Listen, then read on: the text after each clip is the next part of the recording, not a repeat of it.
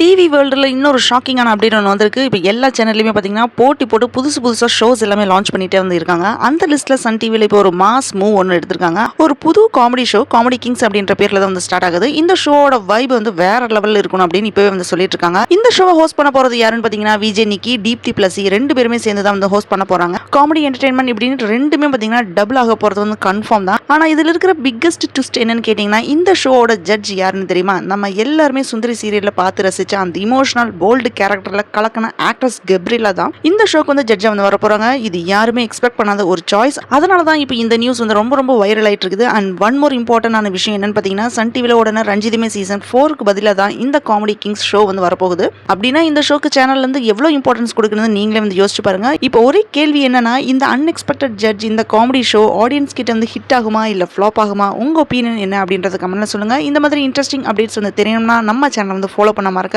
அப்படியே ஸ்க்ரோல் பண்ணிட்டே போகாதீங்க, சப்ஸ்கிரைப் பண்ணுங்க. அப்பதான் நெக்ஸ்ட் வீடியோ உங்களுக்கு வந்து ரீச் ஆகும்.